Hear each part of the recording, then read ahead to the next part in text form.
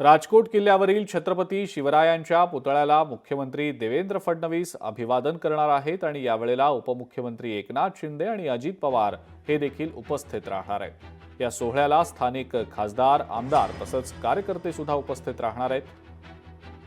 ज्येष्ठ शिल्पकार राम सुतार यांच्यावर पुतळ्याच्या उभारणीची जबाबदारी देण्यात आलेली होती। राजकोट किल्ल्यावर छत्रपती शिवरायांचा भव्य असा हा पुतळा उभारला गेलेला आहे। मुख्यमंत्री देवेंद्र फडणवीस आणि दोन्ही उपमुख्यमंत्री म्हणजेच एकनाथ शिंदे आणि अजित पवार या कार्यक्रमासाठी म्हणून उपस्थित राहत आहेत।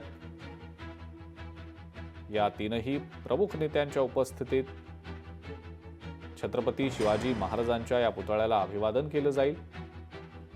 कार्यक्रमाला स्थानिक खासदार आणि आमदारही उपस्थित राहतील। अधिक माहिती या संदर्भातली आपण जाणून घेणार आहोत। चेतन ननावरे आपले प्रतिनिधी आपल्या सोबत आहेत सध्या।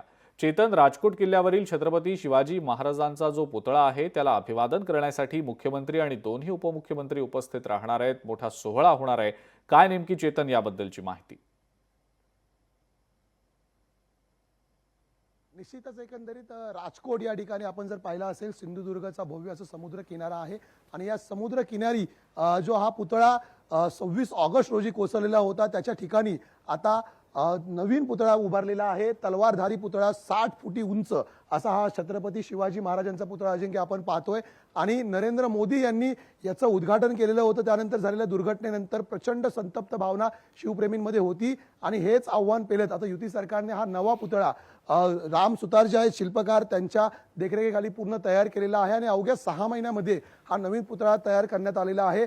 20 कोटींची निविदा त्यासाठी सार्वजनिक बांधकाम विभागाने काढलेली होती आणि आज अखेर या पुतळ्याचं पुन्हा एकदा उद्घाटन न करता पूजन करण्यात येणार आहे आणि तो सर्वसामान्य लोकांना आणि शिवप्रेमींना पाहण्यासाठी खुला करण्यात येणार आहे। त्यासाठीच मुख्यमंत्री देवेंद्र फडणवीस असतील, उपमुख्यमंत्री एकनाथ शिंदे असतील, सिंधुदुर्गचे पालकमंत्री असतील नितेश राणे, या व्यतिरिक्त खासदार नारायण राणे आणि स्थानिक आमदार निलेश राणे ही सर्व मंडळी या ठिकाणी आपल्याला पाहायला मिळतील।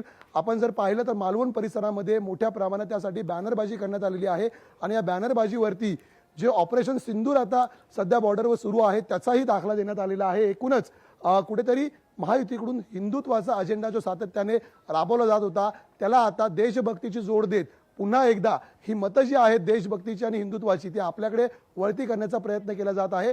परिणामी आज दुपारी 12:30 वाजता छत्रपती शिवाजी महाराजांची आरती करून पूजन केलं जाईल आणि हे पूजन झाल्यानंतर मुख्यमंत्री आहेत तो हा कार्यक्रम संपन्न करून पुढे नारायण राणे जे आहेत खासदार त्यांनी नवीन जी गोशाळा बांधलेली आहे देशातील सर्वात मोठी गोशाळा त्याच्या उद्घाटनासाठी पोहोचणार आहेत। अजिंक्य बिलकुल। आणि चेतन, काय नेमका हा सगळा या सोहळ्याचा या कार्यक्रमाचा वेळापत्रकाचा भाग असणार आहे त्याबद्दलची नेमकी काय माहिती मिळते आणि सोहळ्यामध्ये आणखी वेगवेगळ्या कोणत्या कार्यक्रमांचं आयोजन करण्यात आलेलं आहे का? निश्चितच अजिंक्य, या ठिकाणी जर आपण कार्यक्रम पाहिले तर आतापासूनच जे पोवाडे आहेत छत्रपतींवर चित्रित केलेले ते ऐकवले जात आहेत।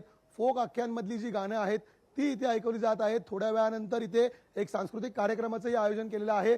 संपूर्ण फुलांची सजावट जर आपण पाहिली तर एक मराठमोळा उत्सवच या पुतळ्याच्या पुनरुद्घाटनाच्या निमित्ताने आयोजित करण्यात आलेला आहे। दुपारी 12:30 वाजता साधारणतः मुख्यमंत्री आणि उपमुख्यमंत्र्यांच्या उपस्थितीमध्ये हा कार्यक्रम सुरुवात होईल। सुमारे अर्धा तास हा कार्यक्रम असून त्यानंतर मुख्यमंत्री आहेत ते पुढे 1:30 वाजता गोशाळा उद्घाटनासाठी पोहोचणार आहेत।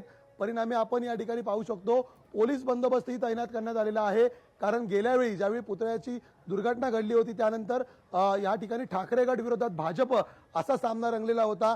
मात्र आता परिस्थिती निराळी आहे कारण या ठिकाणी स्थानिक आमदार ते मात्र आता भाजप पक्षाचे शिवसेना पक्षाचे निलेश राणे आहेत तर पालकमंत्री म्हणून भाजपचे नितेश राणे यांच्याकडे धुरा आहे। परिणामी भाजप एकंदरीत हा संपूर्ण कार्यक्रम आता हायजॅक करण्याची शक्यता आहे। अजिंक्य, ठीक आहे चेतन, धन्यवाद। सविस्तर माहिती दिली आपण त्याबद्दल आणि या संदर्भातले अपडेट सातत्यानं तुमच्याकडनं जाणून घेणारच आहोत।